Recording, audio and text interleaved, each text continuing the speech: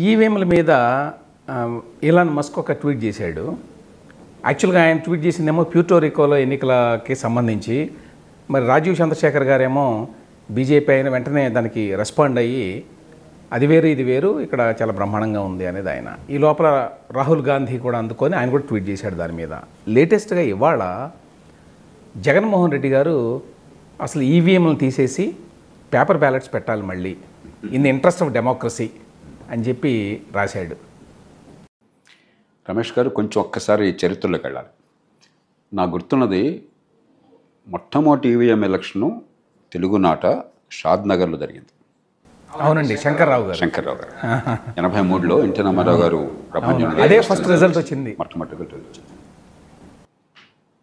అప్పుడు pilot base మీద చేసేవాళ్ళు, తర్వాత చట్టాన్ని మార్చారు. 2002-2003 నుంచి 21 ఏళ్ల పాటు ప్రతి ఎన్నిక, అసెంబ్లీలు, లోక్సభ, దాదాపు 400 ఎన్నికలు, ఉప ఎన్నికలు రకరకాలుగా ఈ దేశంలో ఈవీఎంలో జరిగినాయి. కొన్ని సందర్భాల్లో ఎన్నికల్లో నగ్గనేవాడు ఈవీఎంలో అని చెప్పని, పరీక్షలకు వెళ్ళేవాడు ఏమని చెప్తాడు, ఎగ్జామినర్ సరిగ్గా పేపర్ రాయలేదు, అది సరిగ్గా కరెక్ట్ లేదు చెప్తుంటాడు. ప్రతి విషయం ప్రతిసారి కూడా సుప్రీంకోర్టు దాకా వెళ్ళింది. ఇంతవరకు ఒక్క కేసులో కూడా నమ్మదగ్గ ఆధారాలతో పొరపాటు జరిగిందని నిరూపించలేకపోయినారు. అందులో ఇప్పుడు ఈ మధ్యకాలంలో చాలా ఏర్పాట్లు ఉన్నాయి. ముందు ఈవీఎంలో భద్రత అర్థం చేసుకోవాలి. ఈవీఎంలో ముందు మాక్ పోల్ ఉంటుంది. అది అయిన తర్వాత దానిలో ప్రోగ్రాం పెట్టినప్పుడు బ్యాలెట్ పేపరు ర్యాండమైజ్డ్. అది ముందుగా ఎవరో కూడా ఏ పోలింగ్ బూత్ లేదని చెప్పి ఎవరికి తెలియదు, రిటర్నింగ్ ఆఫీసర్కి కూడా తెలియదు. ర్యాండమైజ్డ్గా దానిలో ఇన్సర్ట్ చేస్తారు. పోలింగ్ అంతా అయిపోయిన తర్వాత ఫిజికల్గా దాన్ని సీల్ చేస్తారు, లక్క వేసి సంతకం పెడతారు ఏజెంట్లు. అక్కడి నుంచి మీకు స్ట్రాంగ్ రూమ్ దాకా, పూర్వం ట్రెజరీలో పెట్టేవాళ్ళు, ఇప్పుడు ఎక్కడ వీలుంటే అక్కడ స్ట్రాంగ్ రూమ్ పెట్టి పోలీస్ ప్రొటెక్షన్తో పెడతారు. అక్కడ దాకా ఏజెంట్లు వెళ్ళొచ్చు, పక్కన ఆ జీప్లో తీసుకెళ్తారు. ఆ జీపులు జియో ట్యాగింగ్ ఉన్నది, అది ఇంకో చోటుకి వెళ్ళే అవకాశం లేదు. అక్కడికి వెళ్ళిన తర్వాత స్ట్రాంగ్ రూమ్ బయట క్యాండిడేట్ల ఏజెంట్లు మళ్ళీ కౌంటింగ్ దాకా అక్కడ వాళ్ళకు ఉండే హక్కు ఉన్నది. పోలీసుల పహారా వగేరా ఎలాగ ఉంటుంది, హక్కు ఉన్నది.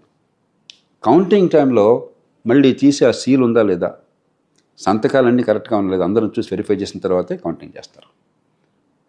రెండోది, ఇలాన్ మస్క్ లాంటి వాళ్ళకి కొంచెం కన్ఫ్యూజన్, అంటే వారి కన్ఫ్యూజన్ లేకపోవచ్చు, ఆయన చెప్పిన దాన్ని బట్టి కన్ఫ్యూజన్ ఎందుకు వస్తుందంటే, చాలా చోట్ల ఎలక్ట్రానిక్ ఓటింగ్ మెషిన్స్ అంటే దే ఆర్ కనెక్టెడ్, నెట్వర్క్ అనమాట.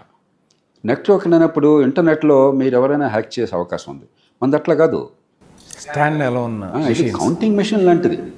గల్లాపెట్టి కౌంటింగ్ ఉంటుంది, ఆ కౌంటింగ్ మెషిన్ లాంటిది అంతే. Each one is separate machine. దానికి అసలు లింక్ లేదు.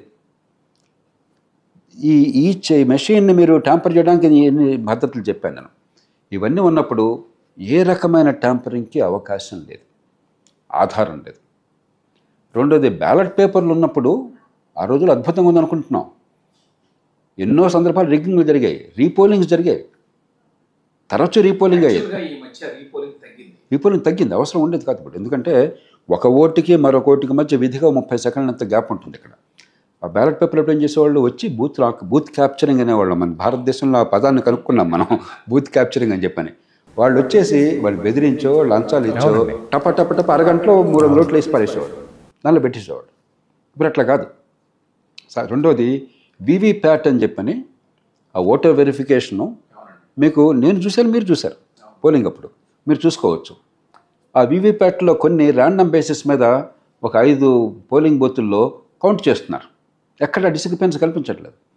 కాబట్టి అన్ని రకాల జాగ్రత్తలు. అంటే ఇప్పుడు ఈ మధ్య పేపర్లో కొన్ని వార్తలు వచ్చినాయండి, ఎస్పెషల్లీ ద వైర్, వీటిలో వస్తున్నాయి ఈ మధ్య. ఏంటంటే 2 ఓట్ల నుంచి 3811 ఓట్లు, అది హైయెస్ట్ మిస్ మ్యాచ్ వచ్చింది. ఒక 140 పార్లమెంటరీ నియోజకవర్గాల్లో కొన్ని తేడాలు వచ్చినాయి అని ఏదో ఆర్టికల్స్ కొన్ని వచ్చినాయి. అంటే దాని మీద ఎలక్షన్ కమిషన్ వాళ్ళు ఇచ్చిన వివరణ ఏంటంటే, మీరు అన్నట్టు మాక్ పోలు చేసినప్పుడు కొంతమంది మర్చిపోయి దాన్ని కూడా క్లియర్ చేయకుండా కంటిన్యూ చేస్తారు, దానివల్ల తేడా వస్తుంది. ఒకటి నెంబర్ తేడా వస్తుంది కానీ సింబల్స్ తేడా రాదు. మాక్ పోల్లో ఈ సింబల్స్ పెట్టరు. ఓకే, రెండోదేమో అంటే నంబర్ ఆఫ్ అంటే ఓట్స్ పోల్డ్ అండ్ ఓట్స్ కౌంటెడ్లో మిస్ మ్యాచ్. ఇప్పుడు హ్యూమన్ ఎర్రర్ 10-12 లక్షల బూత్లు ఉన్నాయి, 1 కోటి మంది యంత్రాంగం ఉన్నది. ఈ రిటర్నింగ్ ఆఫీసర్లు వాళ్ళ సిబ్బంది మన వాళ్ళకి ప్రభుత్వంలో ఎంత సామర్థ్యం ఉందో మనకు తెలుసు. అయినా కూడా ఈ మాత్రం జరుపుతున్నాం అంటే ఒక అద్భుతం. అది ఎక్కడో చోట ఒకళ్ళు అలక్ష్యం కావచ్చు, పట్టించుకోకపోవచ్చు, పొరపాటు జరిగి ఉండొచ్చు, కానీ రిగ్గింగ్ అనే సమస్య లేదు అసలు. ఈ చాలామంది అండి కాన్స్పిరసీ థియరీస్ ఒకటి ఉన్నాయి ఇందులో. అదేంటంటే ఎస్పెషల్లీ ఇప్పుడు బీజేపీ 3వసారి కూడా వచ్చింది కాబట్టి ఎవరో అక్కడ హ్యాక్ చేస్తున్నారు, ఎవరో మ్యానిపులేట్ చేస్తున్నారు రిజల్ట్ని, అందుకోసమే ఈవీఎంలు పెట్టారు కాబట్టి ఈవీఎంలు తీసేసేయాలి. ఇప్పుడు చంద్రబాబు నాయుడు గారు, జయలలిత గారు, అమరేందర్ సింగ్ గారు, కెప్టెన్ అమరేందర్ సింగ్ పంజాబ్లో, ఈ ముగ్గురు ఎన్నికలు ఓడిపోయి ఈవీఎంల మీద ఆరోపణలు చేశారు. ముగ్గురు సుప్రీంకోర్టుకి వెళ్ళారు. 3 కేసులను కూడా ఎన్నికల సంఘం ఇచ్చినటువంటి నివేదిక ప్రకారం సుప్రీంకోర్టు పరిశీలించి కొట్టేసింది. ముగ్గురు తర్వాత ఎన్నికల్లో ఢంకా బజాయించి గెలిచారు. ఆంధ్రప్రదేశ్లో జగన్మోహన్ రెడ్డి గారు గెలిచారు గతంలో. తెలంగాణలో ఇప్పుడు కాంగ్రెస్ గెలిచింది. టీఆర్ఎస్ రాష్ట్రంలో అధికారంలో ఉంది, బీఆర్ఎస్ వారిని ఓడించారు. జాతీయ స్థాయి అధికారంలో ఉంది బీజేపీ, వారిని ఓడించారు, కాంగ్రెస్ నెగ్గింది.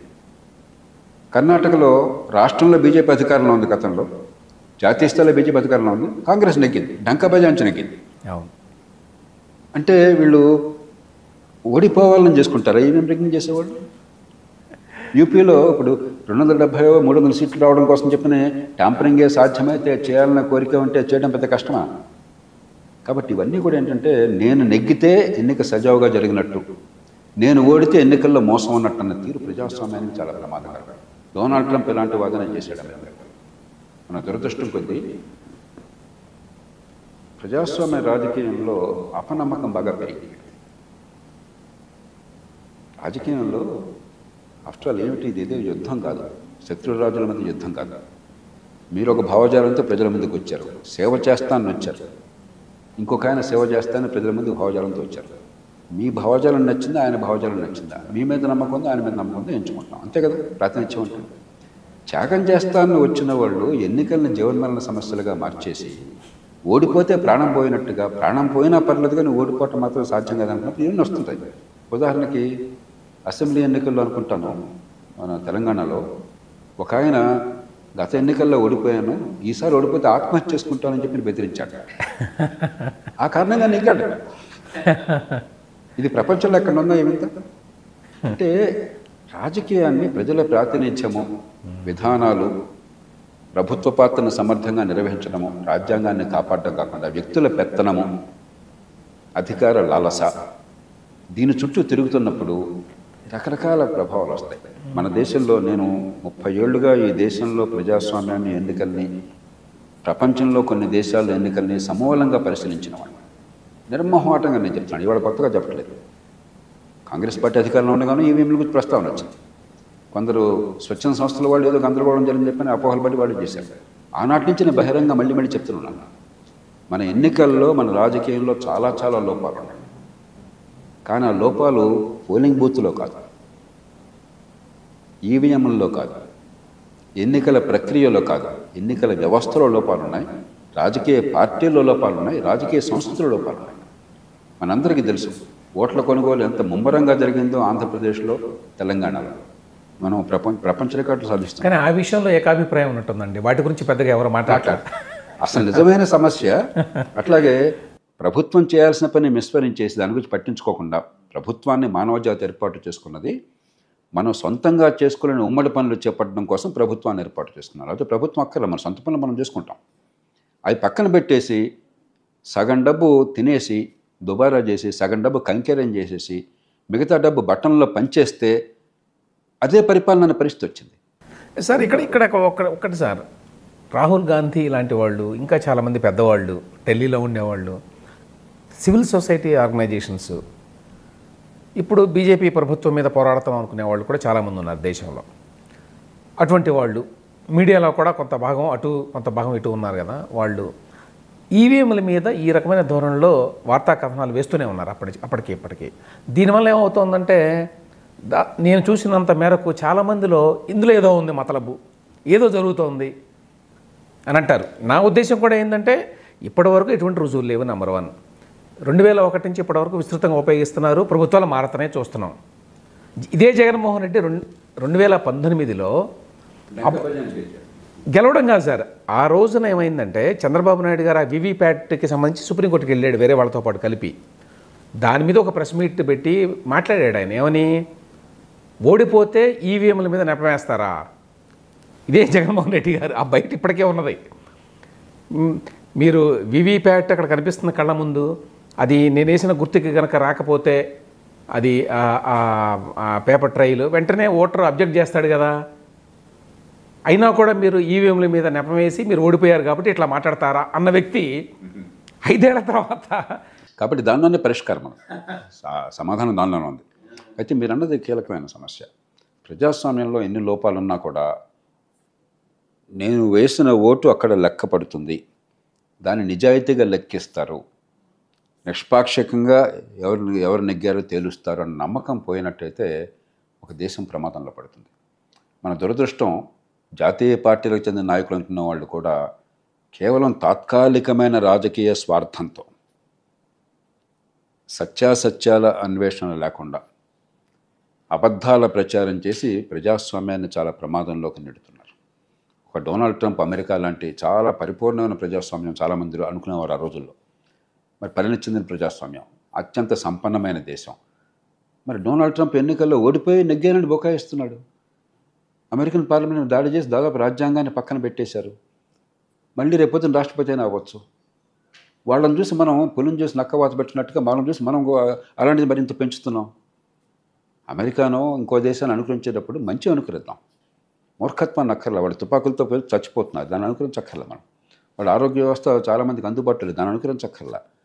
రాజకీయం అంతా భ్రష్టుపడుతుంది ఈ మధ్యకాలం, దాన్ని అనుకరించక్కర్లా. మనం మంచిని అనుకరిద్దాం. దురదృష్టం కొద్దీ అమెరికా ప్రభావం మన అందరి మనసుల మీద సాంస్కృతికంగా సామాజికంగా చాలా ఎక్కువ ఉండటం చేత అక్కడి నుంచి అరువు తెచ్చుకుని మనకు సంబంధించిన అంశాల మీద బాగా బీపీ తెచ్చుకుని నిజమైన సమస్యలు చాలా ఉన్నాయి. పేదరికం ఉన్నది, అసంఘటిత రంగం చాలా పెద్ద స్థాయిలో ఉన్నది. ఇప్పటికీ వ్యవసాయం మీద 40-45% ఆధారపడుతున్నారు.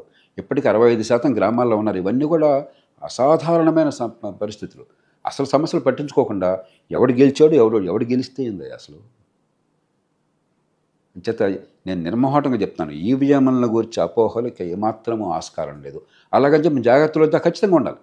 అందుకే వీవీప్యాట్ సంతోషం, ఏమాత్రం సందేహానికి ఆస్కారం లేకుండా మరి నిగ్గు తేల్చేట్టుగా ఏర్పాట్లు కావాలని చెప్పి సుప్రీంకోర్టు వీవీప్యాట్లు పెట్టింది. దానిలో కౌంటింగ్ చేస్తున్నారు. 5% చాలదంటే 10% చేసుకుందాం, రేపు నాకు అభ్యంతరం లేదు. ఈవీఎంలను తీసేసి మళ్ళీ పేపర్ బ్యాలెట్లకు వెళ్ళడం అనేటువంటి వాదన, అందులో ఏమన్నా మెరిట్ ఉందా? Absolutely not. ఏ రకమైన మెరిట్ లేదు. ఎందుకంటే పేపర్ బ్యాలెట్లు అయితే ప్రమాదాలు చాలా ఎక్కువ ఉన్నాయి. గతంలో నేను స్వయంగా కొన్ని వందల పోలింగ్ బూత్లు రీపోలింగ్ ఆర్డర్ చేశాను.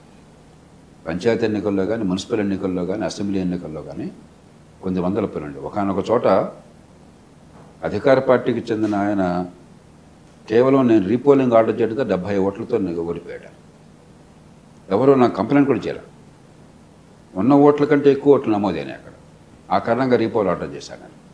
ఆయన వచ్చి బతిమలాడతారు, మా ఊరు సార్ అది, వాళ్ళు రిగ్గింగ్ చేశారు, మా ఊళ్ళో మేము రిగ్గింగ్ చేశాము, ఎవరో కంప్లైంట్ కూడా చేయలేదు కదా, మీరు ఎందుకు పట్టించుకుంటారని. మంచి మనిషి ఆయన. నేను చెప్పాను, ఏమండి నా కంట పడింది మీ దురదృష్టం, నా కంట పడ్డాక ఇంకా దేవుడు వచ్చినా కూడా వెనక్కి వెళ్ళే సమస్య లేదు అని చెప్పాను. కానీ చాలా చోట్ల జరిగేది కాదు.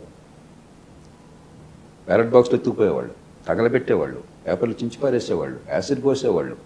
అవును, క్షణాల్లో ముద్దలు గుర్తించేసేవాళ్ళు. చాలా విషయాలు బయటపడే కాదు.